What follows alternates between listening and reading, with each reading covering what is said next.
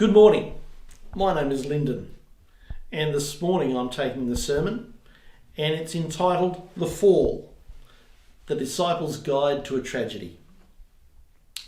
The story of Adam and Eve and their creation is one of love, nurture, hope, and a future. The garden scene is idyllic. We see man and woman in close contact with their Creator.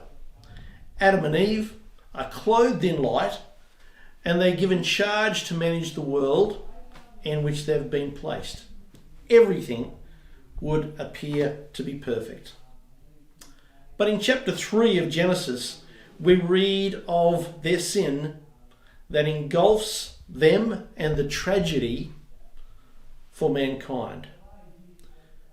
Tragedy is the idea of an event that causes great suffering and destruction and loss. But in order to understand this tragedy, we need to go forward in time to Ezekiel to understand the drama that unfolded in heaven and how this comes to impact on Adam and Eve on earth. In Ezekiel 14, 13 to 15, it says, "You said in your heart, I will ascend to the heavens. I will raise my throne above the stars of God, and I will ascend above the tops of the clouds, and I will make myself like the Most High." This is Satan's thinking going on. He has decided that he wants more than what he has been offered in heaven. But we see very clearly the character that's coming out, not the one of love and obedience and submission to God, but we see the inner self take over, and he wishes to be equal with God. Unfortunately, the results of this rebellion are certainly different to his expectations. Because in Ezekiel 28 and verse 16 it says, "So I drove you in disgrace from the mount of God, and I expelled you. Your heart became proud on account of your beauty, and you corrupted your wisdom because of your splendor. So I threw you to the earth." Here we see the results of Satan's transgression, Satan's inner thinking. He thought he was going to be equal with God after leading a rebellion with a third of the angels. But not only did he lose his position in heaven, but also a third of the angels came with him. This is not the result they were hoping for, and neither was Satan. As Satan laments his position, he can't have been too far away from heaven, as the Spirit of Prophecy by Ellen White suggests, because he hears the choir singing, and that even drives the point home further of the loss that he has suffered. And there is even the suggestion that an angel passes by, and he mentions to this angel that he wants to see God, and this is granted to him. He pleads for forgiveness and wants to be allowed back into heaven.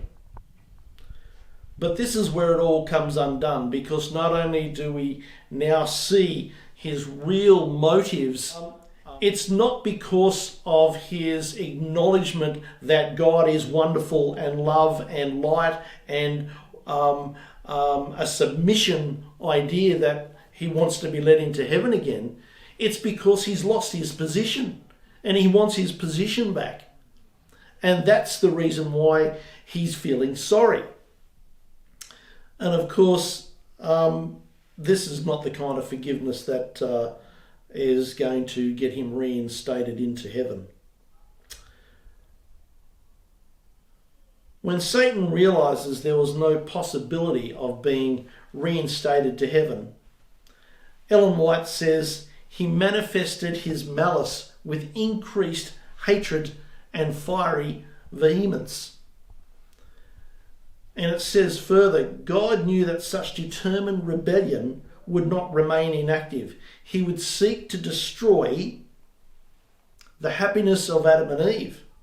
We're told that he shuddered at the thought of plunging the wholly happy pair into the misery and remorse he himself was enduring.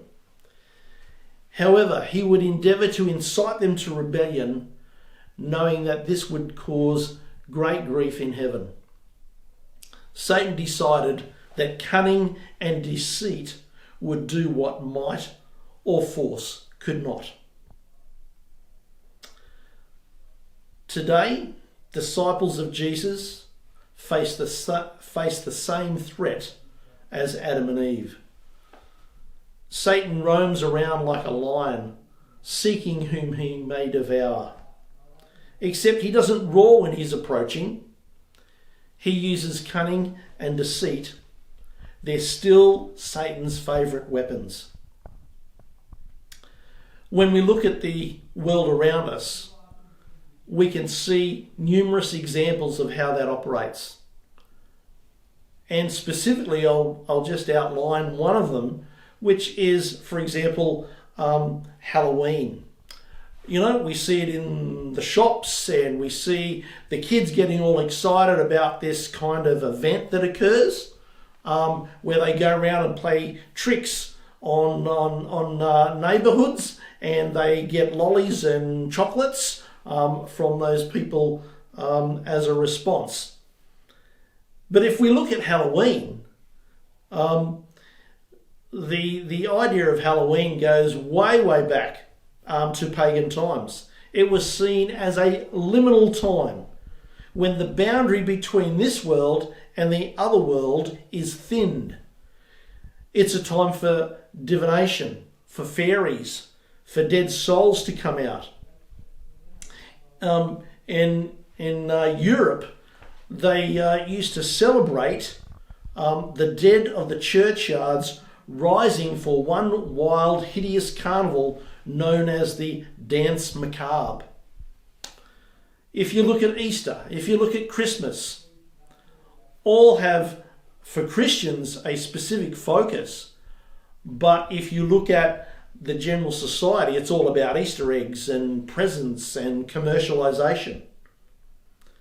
TVs, books, music, social media, society's expectations are all encouraging us to think a different way, to do something a little different.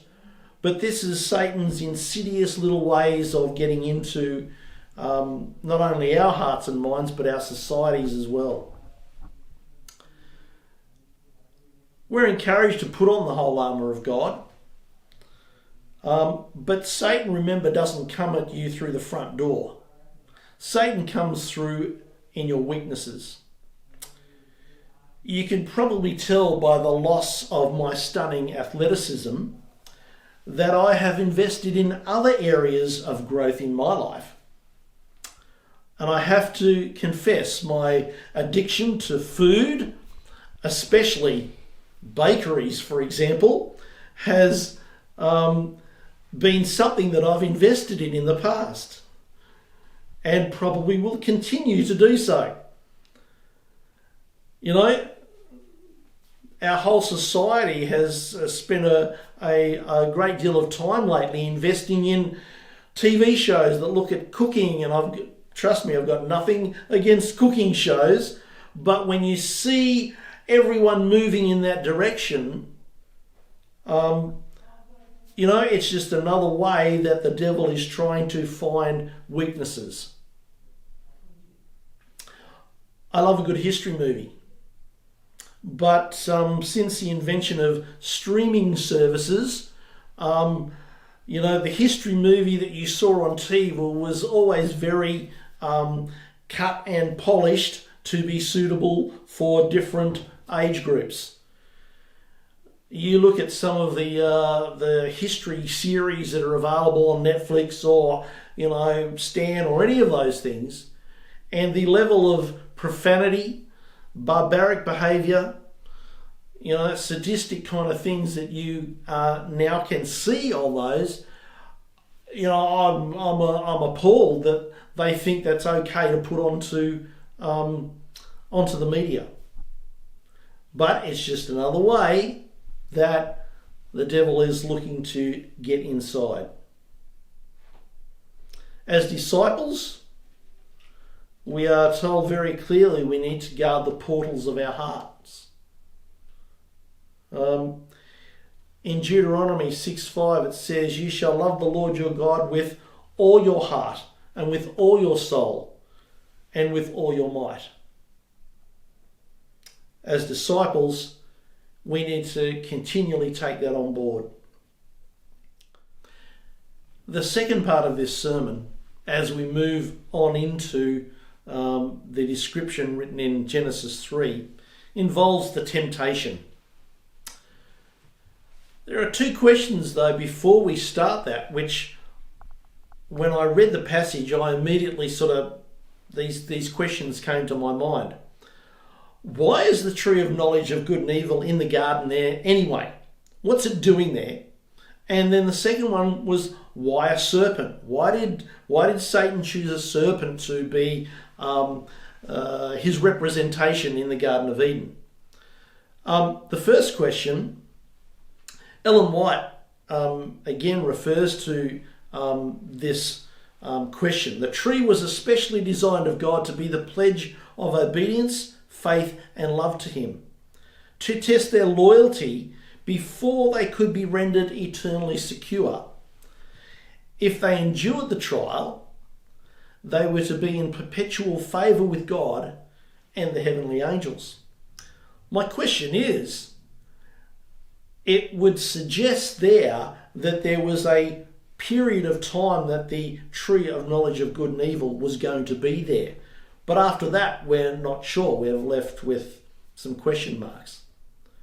But it was there to be a test of their loyalty. Secondly, why a serpent? Again, Ellen White refers to this. The serpent was a beautiful creature with wings, and while flying through the air, his appearance was bright, resembling burnished gold, and ate fruit like man. Satan entered into the serpent and took his position in the tree of knowledge and commenced leisurely eating of the fruit.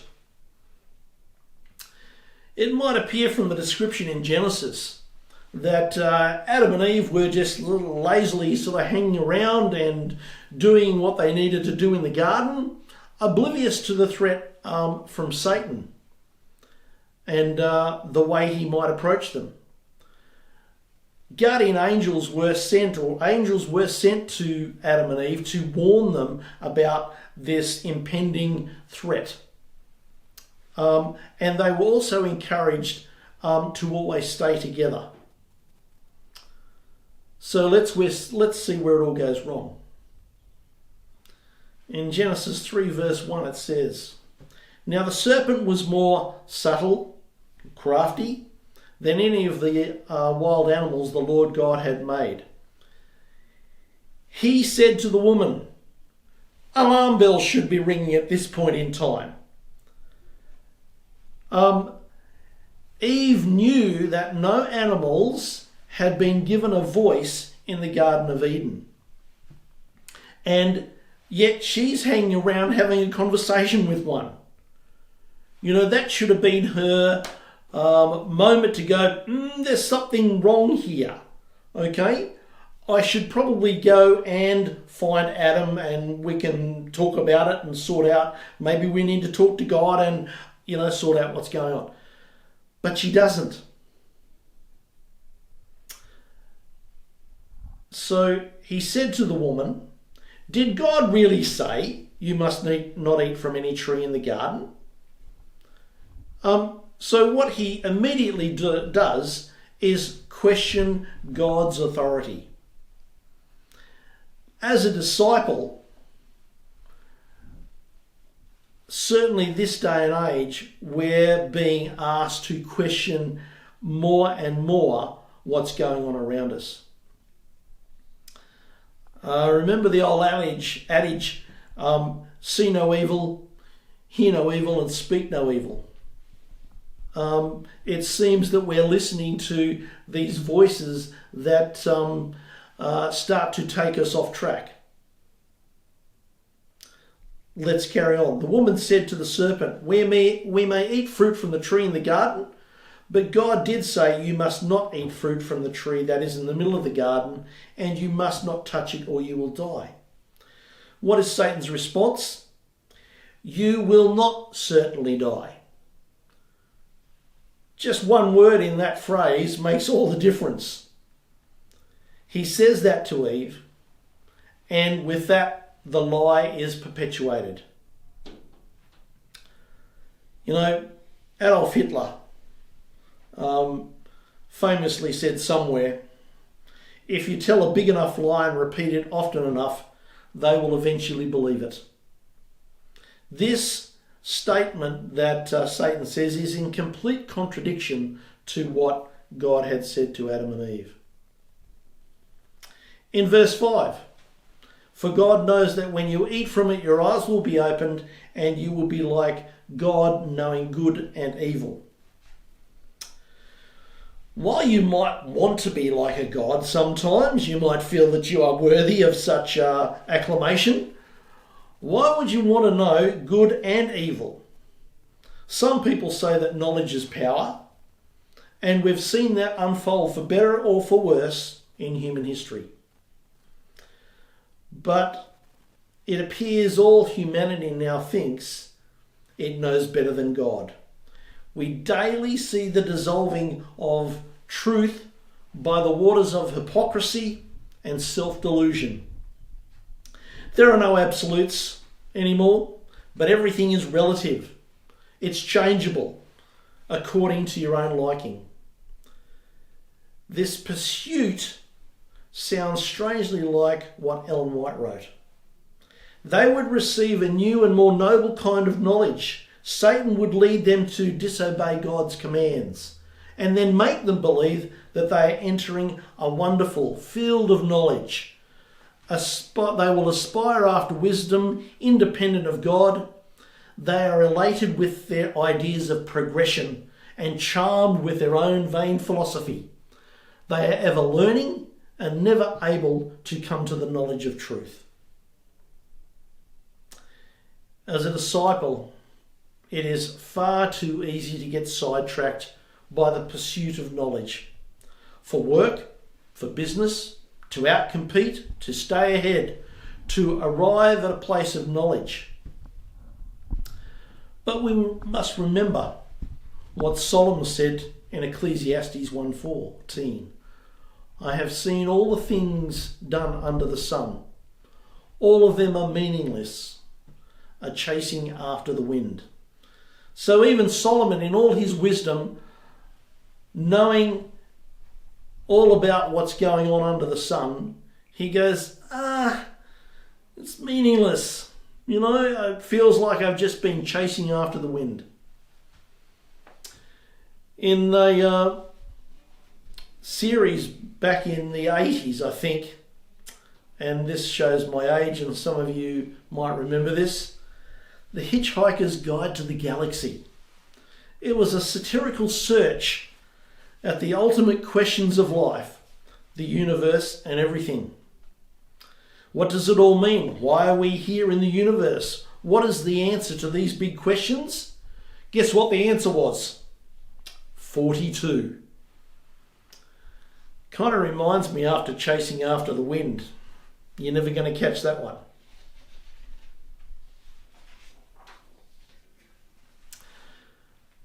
The last section I want to deal with is the results, or the actual fall and the results of that story.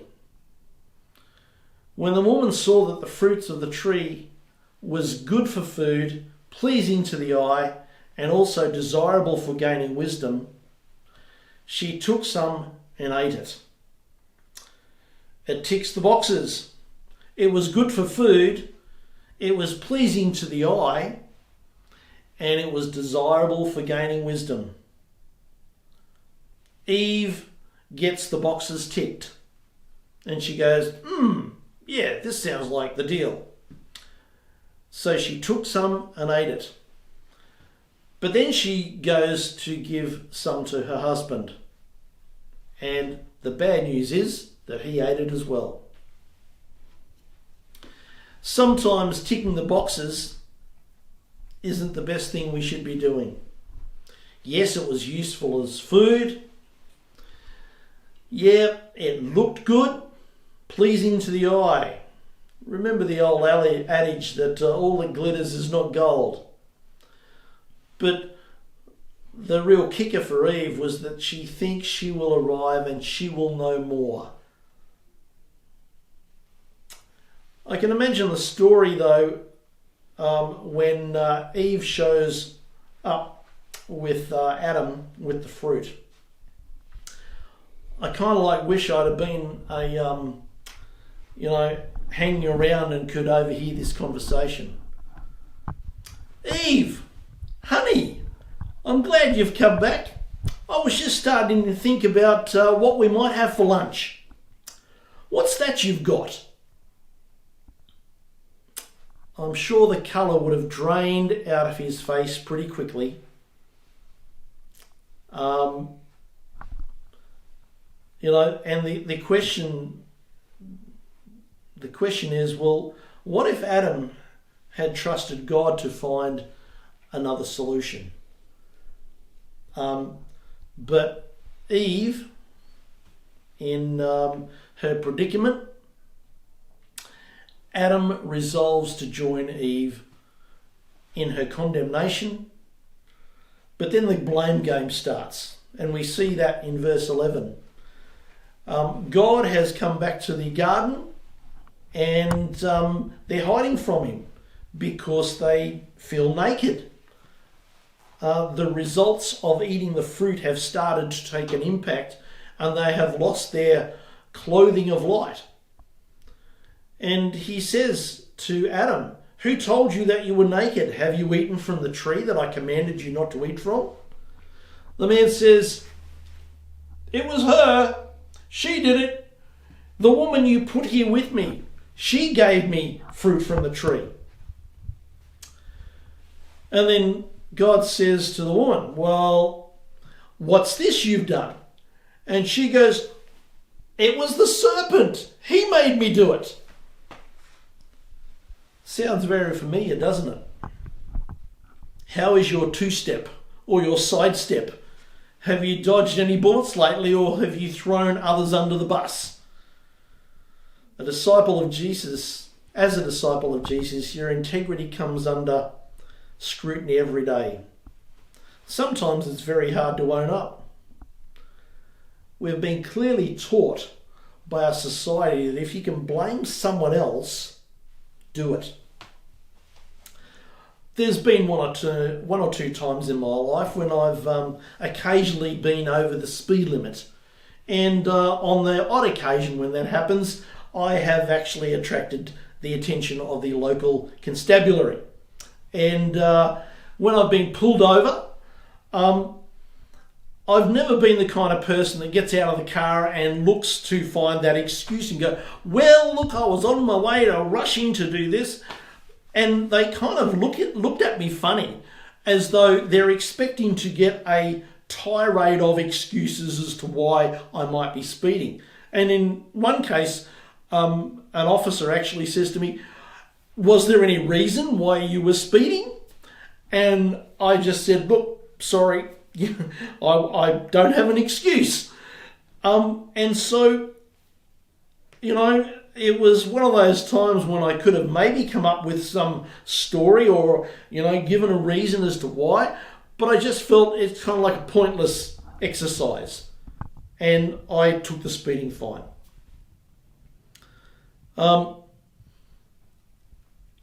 Being honest enough to just take the hit and go, "Yes, look, it was my fault," seems to be something that we've lost. And as Christians and as disciples, I think it's one of those fundamental things that we need to in some cases, get back. As Paul says in 1 Corinthians 11 verse 1, be imitators of me as I am of Christ. Have a character that is built around the character of Christ. While we are predestined to be sinners, to struggle, to lie, to toil the earth, to sweat, to hurt, to feel pain, to envy, to lust, to be arrogant in our youth, and be grumpy in our old age, and finally return to dust, the good news is that despite our criminality and death penalty, there is more to the story of the fall, and that is the rescue plan that God put in place. The fall is not the end. It's not the tragedy we thought, but on an audacious beginning of an incredible rescue mission that defies any storyline or science fiction novel. There is no doubt about the bad news and the conflict we are in, but there is certainty and truth that we as disciples have the opportunity to share every day. The good news is that Jesus came to save. For God so loved the world that he gave his only Son, that whoever believes in him should not perish, but have eternal life. This is no tragedy. This is no fall. This gift of love is not a once-off bargain, a discount. Comes with the free set of steak knives, but only if you call today. It's the same gift that's been in place since Jesus died and rose again. And despite Adam and Eve's fall in the Garden of Eden, it is a guaranteed lifetime product as long as you accept the gift. And once again, God offers the gift of his Son today. In Matthew 28, verses 19 and 20, it says, go therefore and make disciples of all nations, baptizing them in the name of the Father and of the Son and of the Holy Spirit, teaching them to observe all that I have commanded you. And behold, I'm with you always to the end of the age. So go and tell others about the free gift, the guarantee that lasts. Tell them about the tragedy that is not a tragedy, but a rescue mission of divine proportions. It's a love story for all of humanity, our friends, our neighbours, our acquaintances, the people in our sphere of influence, or in some cases, complete random strangers that arrive on your doorstep. The fall of Adam and Eve in the Garden of Eden is not the end, but a beginning. As disciples, we need to embrace that and share that story with the world. Thank you for listening.